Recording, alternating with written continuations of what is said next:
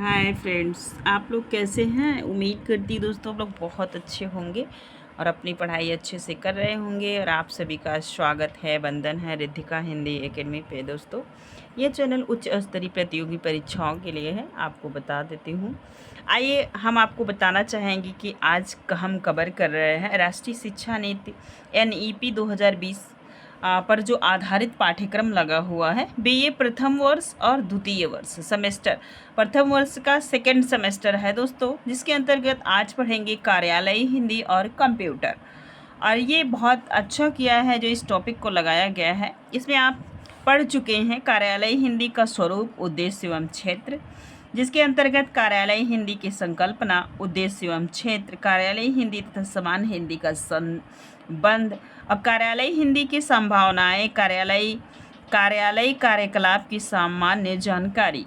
Next जो है कि दोस्तों बताना चाहूँगी कि आपके ही पाठ्यक्रम में लगा हुआ, इसके आगे आज पढ़ेंगे कार्यालयी हिंदी में प्रयुक्त पारिभाषिक शब्दावली।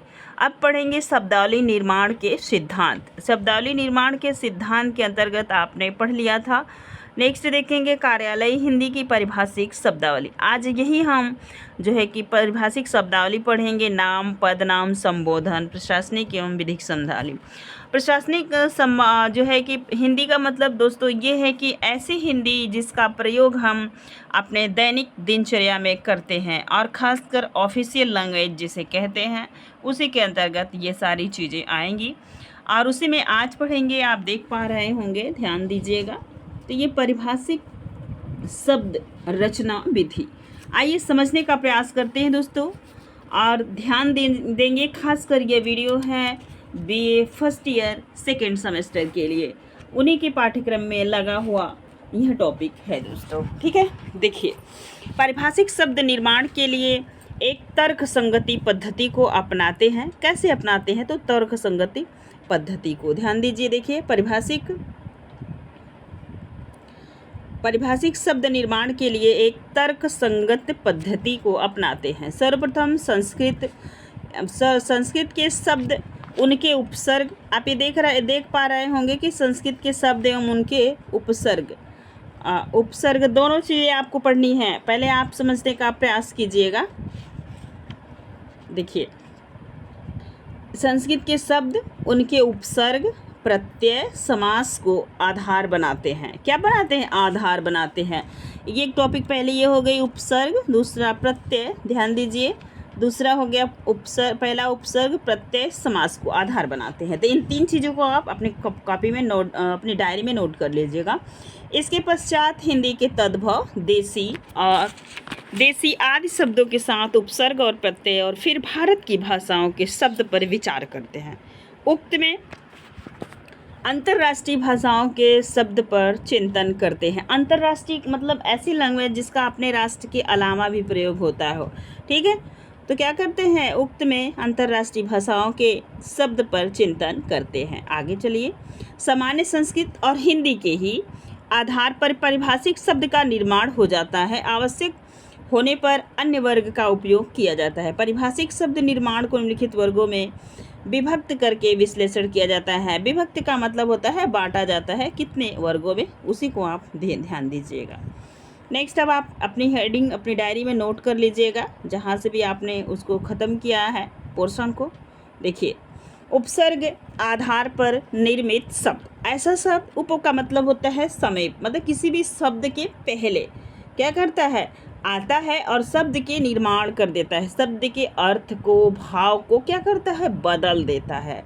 ठीक है, ध्यान दीजिए। उपसर्ग किसे कहते हैं? कोई भी पूछेगा तो आप सीधा बताएंगे उपसर्ग ऐसी जो है कि उपसर्ग समीप, किसी भी शब्द के समीप आता है, अर्थ में परिवर्तन कर देता है। क्या करता है? परिवर्तन कर देता है और जो है कि नया शब्द बना देता है। कैसे शब्द बना देता है? नया शब्द बना देता है। ठीक है, आगे चलिए। पारिभाषिक शब्द निर्माण में उपसर्ग विशेष भूमिका होती है। क्या होती है? उपसर्ग की विशेष भूमिका होती है। जैसे एक शब्द आप लेंगे तो ध्यान दीजिए, परि। क्या है? ये परि है। परि का मतलब होता है चारों ओर। अब जैसे आप ध्यान दीजिए, वार में लगा तो क्या बन जाएगा? परिवार। क्या बना? परिवार। और नहीं, इसके आगे देखेंगे वहीं पर जो है कि आप देखें एक शब्द और लीजिए, जैसे अणु। अणु शब्द है, क्या है अणु। अणु का अणु जब देखेंगे तो क्या बनेगा, छेद, क्षेत्र में लगाएंगे, जैसे छेद में लगा देंगे तो अनुच्छेद बन जाएगा, ठीक है। और जो है कि आकृति में लगाएंगे तो अनुकृति बन जाएगी, दान में लगा देंगे तो अनुदान बन जाएगा, वाद में लगाएंगे तो जो है कि अनुवाद बन जाएगा। ऐसे नए नए शब्द निर्माण होंगे, और जो सिर्फ जो है कि उपसर्ग लगाने से शब्द में क्या होंगे, थोड़े थोड़े से परिवर्तन होने लगेंगे। ध्यान दीजिए, विशेष निर्माण करते हैं। परिभाषिक शब्द निर्माण में उपसर्ग की विशेष भूमिका होती है, इसे पुनः निम्नलिखित विभाग किया जाता है। पहला देखेंगे आप कैसे जो है कि बांटा गया है। पहला देखेंगे तत्सम। तत् का मतलब होता है उसका, ध्यान दीजिए, यह है तत्सम सम, ठीक है। तत् का मतलब होता है उसका, नोट कर लीजिएगा जहाँ भी आप डायरी में लगाएंगे, उसके समान, ठीक है। तत् का मतलब होता है उसके समान। तत् सम मतलब समान, तत् मतलब उसके, उसके सम मतलब समान, उसके समान। जैसे तत्सम शब्द ऐसे शब्द होते हैं जो संस्कृत से हिंदी में आते हैं। कहाँ से आते हैं, संस्कृत से इसमें आते हैं। तो वही यहाँ पे बताया जाता है आपको। तत् मतलब संस्कृत का निर्माण तो हिंदी का निर्माण तो संस्कृत से हुआ है ना, तो संस्कृत से बिगड़ा हुआ रूप क्या है, हिंदी है। तो वही तत् मतलब उसका, मतलब संस्कृत के समान, ठीक है। सम मतलब समान, तत् मतलब उसका, मतलब संस्कृत के समान। तो क्या होगा, अगर कोई भी शब्द संस्कृत का होगा तो हम उसे किसके एग्जाम्पल में लाएंगे, तो तत्सम के एग्जाम्पल में उसे लाएंगे, ठीक है। ऐसा शब्द जो संस्कृत से हिंदी में आया हो, ठीक। देखिए, शब्द रचना में ऐसे उपसर्ग की विशेष भूमिका होती है। कुछ प्रमुख उपसर्ग की परिभाषिक शब्द रचना में भूमिका अवलोकनीय है। आइए जानते हैं, ध्यान दीजिएगा, नोट कर लीजिएगा। अति। अति का मतलब, ध्यान दीजिए, अति धन रिक्त, अतिरिक्त, ठीक है। तो सरप्लस क्या है, सरप्लस, ठीक, ध्यान दीजिए, सरप्लस। नेक्स्ट है अधि। अधिधन भार, अधिभार है, इसका है सरचेज, सरचेज, ठीक है।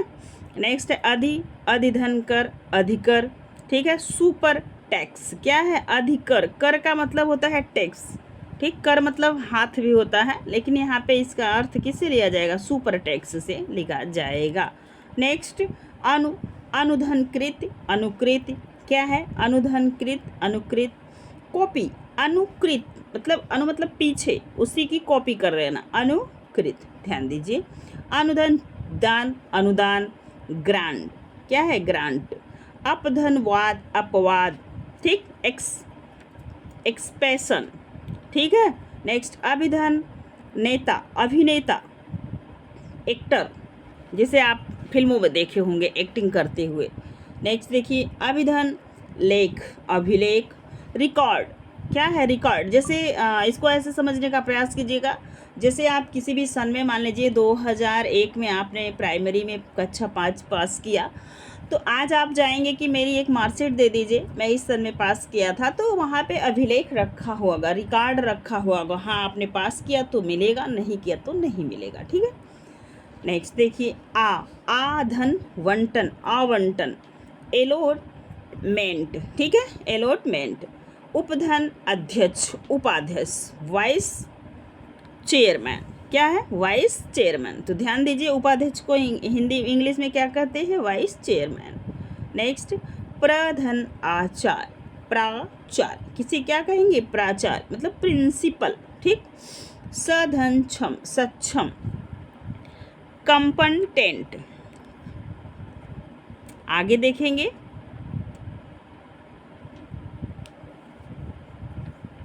कपेटमेंट, ठीक है। नेक्स्ट तद्भव क्या है, तद्भव। अब तत्सम आप पढ़ लिए, तद्भव।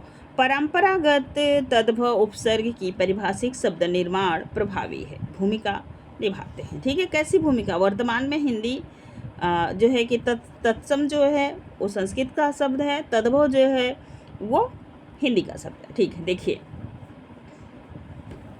नेक्स्ट, देखिए अन, धन, मोल, अनमोल, ठीक है। ये देखिए अनमोल, अनमोल का जो है कि इंग्लिश में क्या कहेंगे, प्रिंसलेस, ठीक है। नेक्स्ट अध धन पका, अध पका, हाल्फ रीफ, हाल्फ रीफ, ठीक। नीड अंडर, नीडर, नीडर को देखेंगे तो फेयरलेस कहेंगे। बिना, बिना, जैसे ये बिना जो है ये उर्दू का उपसर्ग है, ठीक है। तो बिना धन शर्त, बिना शर्त। अनकंडीशनल मतलब कोई, मतलब आप उसके वो न कंडीशनल नहीं रखेंगे, अनकंडीशनल है, ठीक। नेक्स्ट देखिएगा विदेशी उपसर्ग, कैसा उपसर्ग है, विदेशी, जो अपने यहाँ प्रचलित हो, बाहर से आया हुआ हो। देखिए हिंदी के साथ विदेशी भाषाओं के प्रयोग के कारण विदेशी भाषा के उपसर्ग भी प्रचलित हो गए हैं। इनके आधार पर परिभाषिक शब्द का निर्माण संभव है। क्यों ये विदेशी उपसर्ग आया, क्योंकि हमारा देश गुलामी में कैद था, संघर्ष करके निकला, तो बाहर के लोग यहाँ पे राज कर रहे थे। कोई भी व्यक्ति होगा जब काफ़ी समय तक एक स्थान पे रहेगा, उसकी भाषा का वहाँ के लोकल क्षेत्र में क्या होगा, प्रभाव पड़ेगा। अगर प्रभाव पड़ेगा तो वहाँ वो व्यक्ति भले बाहर चला जाए, लेकिन जो प्रभाव है वो नहीं जा पाता। तो भाषा में क्या होता है, तो विदेशी चीज़ें जुड़ जाती हैं। देखिए ना, ना मतलब होता है नहीं, ध्यान देंगे, ना पसंद, ठीक है, ना पसंद। तो ये है डिसलाइकेड, मतलब लोग कहते हैं ना पसंद लाइक, और ना पसंद डिसलाइक, ध्यान दीजिए। तो ये है डिसलाइकेड। बेशक, बे उपसर्ग है, जो है ये है बेशक, बेशक मतलब होता है डुबलेस, ठीक है। नेक्स्ट देखेंगे बदनाम, डिफॉर्मेड, ठीक। नेक्स्ट देखिएगा हम धन दर्द, हमदर्द, ठीक है। सिंपैथिक, कैसा है सिंपैथिक, मतलब किसी के दर्द में आप जब सहयोगी होते हैं तो लोग कहते हैं तो सिंपैथिक दिखा रहा है। नेक्स्ट देखेंगे प्रत्यय आधार पर निर्मित शब्द, अब उपसर्ग के हो गए, तो ये सारे उपसर्ग आप याद रखिएगा। जैसे जो है आप देखेंगे विदेशी में ना, बे, वद, हम, ठीक है। और इसको भी याद रखिएगा, बिना, नी, अध, अन, स, प्र, उप, आ, अभि, अभि, अभि, अप, अनु, अनु, अधि, अधि, अति, इतने उपसर्ग हैं जिसे आपको याद रखने हैं, ठीक है। हाँ, इसे आप याद रखेंगे। अब हम लोग चलेंगे यहाँ पे, विदेशी हो गए, तत्सम हो गया, तद्भव हो गया। अब हम लोग चलेंगे, ठीक है, यहाँ तक हम लोग कर लिए थे, ये यहाँ तक। आप देखिए प्रत्यय आधार पर निर्मित शब्द, उपसर्ग हो गया। अब हम लोग पढ़ेंगे प्रत्यय, क्या पढ़ेंगे, प्रत्यय पढ़ेंगे। देखिए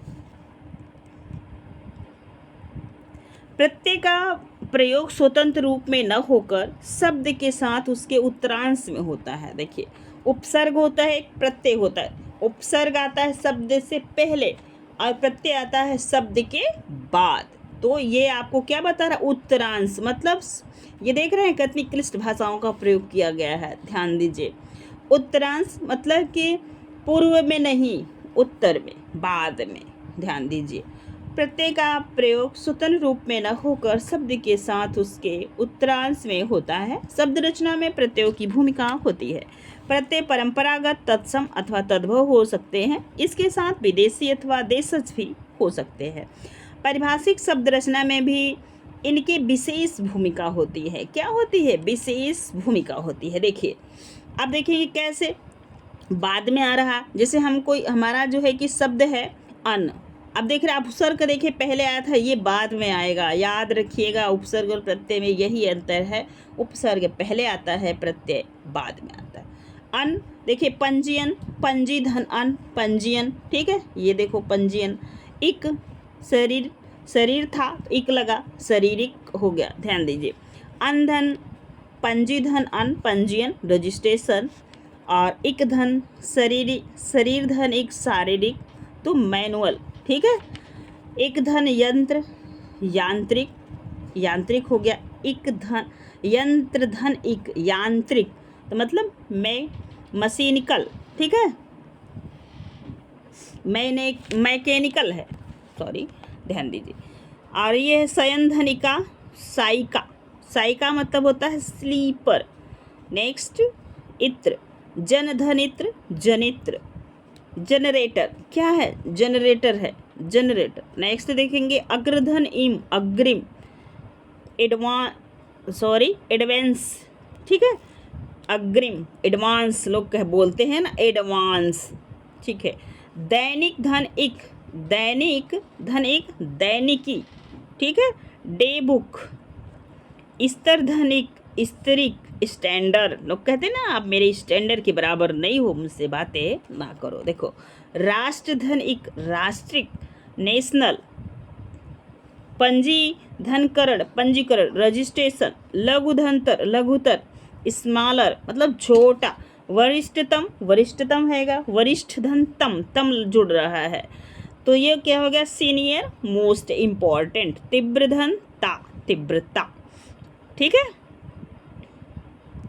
इंटरेस्टी, अंक धन न, अंकन, नंबरिंग क्या है, नंबरिंग। अब देखेंगे हम तद्भव, उपसर्ग हुआ, प्रत्यय हुआ। अब हमें आप क्या देख रहे हैं, तद्भव देखेंगे, तद, तद धन भव, तद्भव देखिए, ध्यान दीजिए, तद्भव देखेंगे। देखिए अब देखेंगे महंगा धन आई, महंगाई, ठीक है। डेनरेसेस, आहट, अकुल धन आहट, अकुलाहट, एनेक्सिटी, कट धन औती, कटौती, ठीक है, डिस्केशन। नेक्स्ट आप देखेंगे हम विदेशी प्रत्यय, जैसे हमने उपसर्ग में देशी विदेशी देखा है, वैसे ही इसमें भी देखेंगे विदेशी प्रत्यय। देखेंगे खोर, आदम धन खोर, आदम खोर, मैन, इंटर, ठीक है। इयत, इंसान धन इयत, इंसानियत, ह्यूमैनिटी क्या है, ह्यूमैनिटी। नेक्स्ट देखिएगा इयत, देखिए काबिल धन इयत, काबिलियत क्या है, क्वालिफिकेशन। नेक्स्ट ध्यान दीजिए, क्वालिफिकेशन। कुछ ऐसे शब्द हैं जिसको आप याद रखेंगे, अकल धन मंद, अकलमंद, इंटेलिजेंट, वफा धनदार, वफादार, ठीक है, फेथफुल, गिरोह बंदी, गिरोह बंदी, ठीक है, ग्रोव पीस, ठीक है। नेक्स्ट अब देखेंगे देशज प्रत्यय, जो देसी हैं मतलब विदेशी वो होते हैं जो बाहर से आए होते हैं। अब देसी प्रत्यय में देखेंगे, ये बहुत बार पूछा जाता है, घूमना धन अक्कड़, घुमक्कड़, ये देखो घूमना धन अक्कड़, घुमक्कड़, ठीक है, वंडरेड। नेक्स्ट पीना धन अक्कड़, पियक्कड़, ड्रिंकर्ड, ठीक। अब समासिक शब्द देखेंगे, समासिक शब्द, तो जब समासिक शब्द में इसकी एक छोटी सी परिभाषा याद रखिएगा, जब दो या दो से अधिक पद मिलकर एक नवीन पद की रचना करते हैं तो उसे क्या कहते हैं, समास कहते हैं। अब देखिए, अब ये समास भी क्या करता है, नए शब्दों का निर्माण करता है, क्या करता है, नए शब्दों का निर्माण करता है। यहाँ पे हम समास से बने शब्द देखेंगे। समासिक शब्द निर्माण, जब परिभाषिक शब्द निर्माण में दो अथवा दो शब्द आपस में एक साथ प्रयुक्त होते हैं तो उस विशेष रचना को इस वर्ग में स्थान देते हैं। समासिक शब्द में समान श्रोतीय शब्दों की विशेष भूमिका होती है। भिन्न श्रोती शब्दों से परिभाषिक शब्द की रचना अपेक्षाकृत कम होती है। क्या होती है, कम होती है। देखिए तत्सम, तत्सम, ध्यान देंगे, राज्यपाल, गवर्नर, इसको क्या कहेंगे, गवर्नर। कमेंट के माध्यम से बताएंगे वर्तमान में कौन से आपके देश के राज्यपाल हैं। नेक्स्ट देखेंगे घोषणा, मैनिफेस्टो, क्या है, मैनिफेस्टो, राष्ट्रध्वज, नेशनल फ्लैग। तद्भव, तद्भव, तद्भव, तद्भव कैसे बनेंगे, महंगाई भत्ता, ठीक है, डियरनेस, अलावेंस, आधी छुट्टी, हाफ हॉलीडे। विदेशी शब्द देखेंगे, जैसे गैर सरकारी, non official, car driver, car driver. तद्भव तत्सम, पहचान पत्र, आइडेंटिटी कार्ड। विदेशी तत्सम में क्या आएगा, बाजार मूल्य, मार्केट वैल्यू। विदेशी तत्व जैसे बैल, जैसे ये देखो दोनों, जैसे आपसे पूछा जाता है ना, कैसे आप समझ पाएंगे इसको, विदेशी तद्भव क्या है, जैसे रेल, प्लस गाड़ी, क्या है, रेल प्लस गाड़ी। ये दोनों शब्द देसी नहीं है, रेल भी अंग्रेजी का शब्द है और गाड़ी भी, दोनों कैसे शब्द हैं, तो विदेशी शब्द हैं। ठीक है, नेक्स्ट अंग्रेजों का आगे देखिए, रेलवे, ट्रेन। अब नेक्स्ट देखेंगे, इस प्रकार पारिभाषिक शब्द रचना में स्पष्टता, बोधगम्यता के साथ विषय से संबंधित तथ्य के उद्घाटन का सबल आधार अपेक्षित होता है। नेक्स्ट देखिए, वैज्ञानिक तथा तकनीक शब्दावली निर्माण। वैज्ञानिक शब्द कैसे निर्माण होते हैं, कहाँ से निर्माण होते हैं, आप इसको ध्यान दीजिएगा। वैज्ञानिक तथा तकनीकी शब्द, ये भी तकनीकी आईटी से कनेक्ट होगा, और ये वैज्ञानिक, तो ये शब्द कैसे शब्द हैं, तो इनको भी समझना है, क्योंकि आजकल मीडिया में, टीवी चैनलों पे ऐसे शब्दों का इस्तेमाल किया जाता है जिसमें बच्चा कंफ्यूज हो जाता है। वैज्ञानिक तथा तकनीकी शब्दावली आयोग द्वारा दिसंबर 1950 में पारिभाषिक शब्दों के निर्माण के लिए कुछ सिद्धांतों का निर्माण किया गया है। आप देखेंगे पॉइंट वाइज समझने का प्रयास कीजिएगा। वैज्ञानिक तथा तकनीकी शब्दों को यथासंभव प्रचलित अंग्रेजी शब्दों या अंग्रेजी में अपनाना चाहिए, साथ ही हिंदी और अन्य भारतीय भाषाओं की प्रकृति के ही अनुसार नियंत्रण करना चाहिए। इन शब्दों के अंतर्गत तत्वों और यौगिकों के नाम यथा ऑक्सीजन, कार्बन आदि माप तौल की इकाई लीटर, मीटर आदि वस्तुओं के नाम एम्पियर, वेल्ट, मीटर आदि को पूर्ववत अंग्रेजी में रखना चाहिए। लेकिन हिंदी में लोग क्या करते हैं, इसको लिख लेते हैं, वही समझिए आप। जैसे हुआ लंबाई, क्या है लंबाई, इसका प्रयोग कितने लोग करते हैं भाई, कोई नहीं करता, सब लोग कहते हैं हाइट। क्या कहते हैं, हाइट। ध्यान दीजिए, सभी लोग पट से कहेंगे हाइट।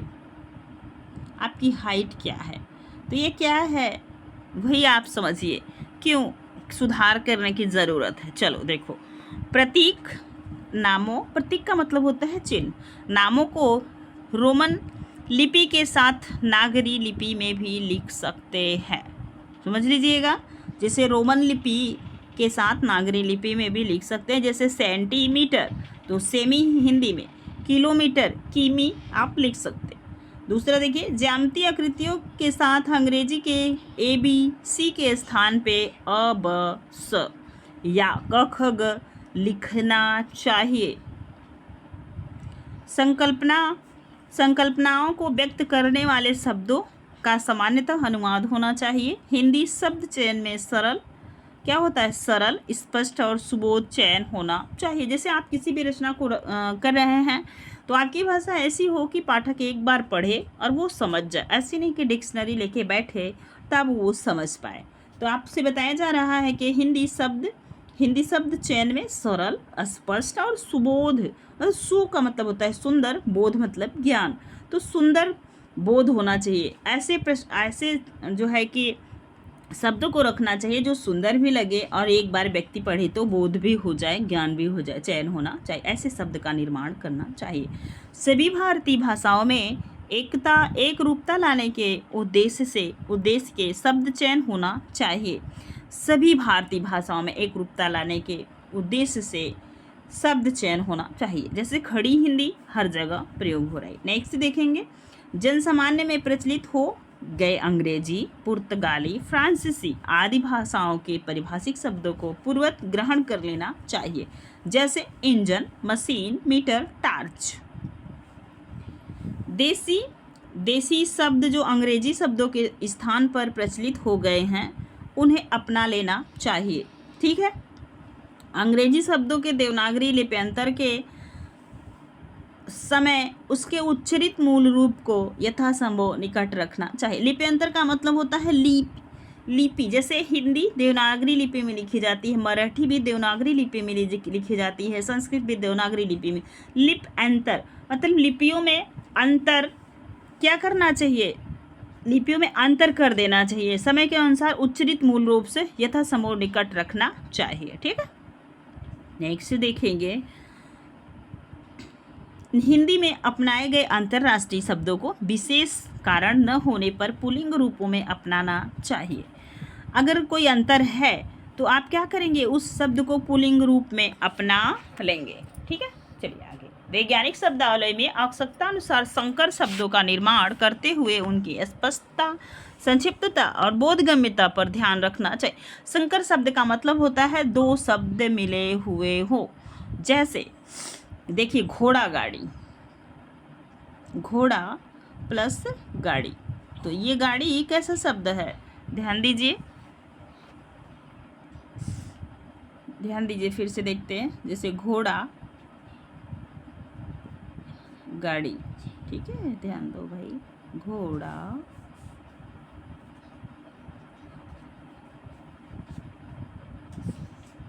ये दो शब्द अलग अलग शब्द है ना, ठीक है। घोड़ा देसी शब्द है, गाड़ी अंग्रेजी का शब्द है। तो ये दोनों शब्द मिले तो कैसे शब्द बने? संकर, दो चीज़ मिले, जैसे लोग कहते हैं ना संकर प्रजाति है, ठीक है, दो शब्दों के मिलके। वही आपसे बताया जा रहा है कि वैज्ञानिक शब्दावली में आवश्यकतानुसार संकर शब्दों का निर्माण करते हुए उनकी स्पष्टता, संक्षिप्तता, बोधगम्यता पर ध्यान रखना चाहिए, ठीक है। ऑर्निजेशन मतलब आयनीकरण, ठीक है। और नेक्स्ट दूसरा शब्द देख रहे हैं सेपनी फेयर, फियर, ये साबुनीकरण। सॉप मतलब क्या होता है? देखो यहाँ पे सॉप मतलब होता है साबुन ना, तो उसी को कर रहे हैं फेयर मतलब साबुनीकरण, ठीक। नेक्स्ट देखेंगे वैज्ञानिक शब्दावली में छोटे समासिक शब्दों का उपयोग होता है। दो शब्दों के बीच में योजक चिन्ह हाइफन लगा देते। अंग्रेजी में ये शब्द आता है जैसे देखो माता पिता, ये शब्द कैसा है? ये बीच में जो डैश है इसी को इंग्लिश में हाइफन कहते हैं। क्या कहते हैं? हाइफन। हिंदी में इसे योजक चिन्ह कहते हैं। क्या कहते हैं? योजक चिन्ह। चलो देखो ध्यान से, वैज्ञानिक शब्दावली में छोटे समासिक शब्दों का उपयोग होता है। दो शब्दों के बीच में योजक चिन्ह हाइफन लगा देना चाहिए। देखिए नेक्स्ट देखेंगे पंचम वर्ड, जैसे क ख ग घ ङ च छ ज झ इ ट ठ ड ढ अ ढ़ त थ द ध न प फ ब भ म। तो ये अंतिम के जो पंचमाक्षर हैं, मतलब 5 वर्ड के बाद क्या आता है? जैसे क ख ग घ अंगा, ये 5वां वर्ड हुआ, तो क का पंचमाक्षर, ख का पंचमाक्षर और आपके आ जाएगा च का पंचमाक्षर और त का पंचमाक्षर, प का पंचमाक्षर, ठीक है। अब इसे ध्यान दीजिए, पंचम वर्ड इयम गणनम के अर्ध रूप के स्थान पर अनुस्वार का प्रयोग करना चाहिए। देखो जैसे पम धन चम, क्या है? पम धन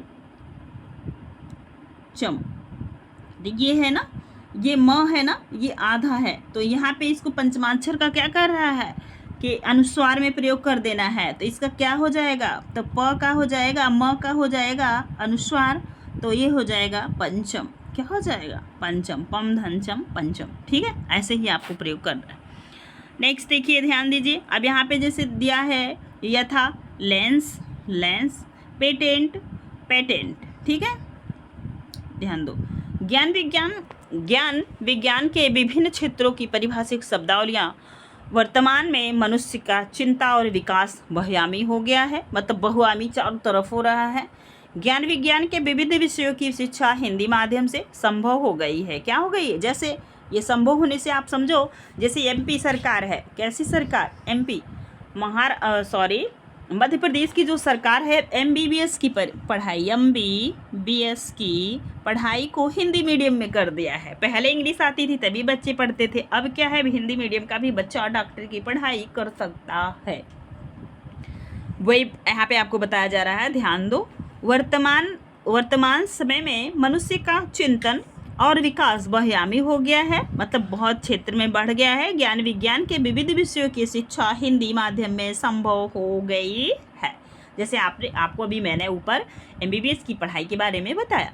देखो विभिन्न विषयों की शिक्षा हिंदी माध्यम से गतिशील करने के लिए उनसे संबंधित पारिभाषिक शब्दावलियों को विकसित करने की बात सामने आई है। इस दिशा में व्यक्तिगत और प्रशासनिक संदर्भ में सराहनीय कार्य किए गए हैं।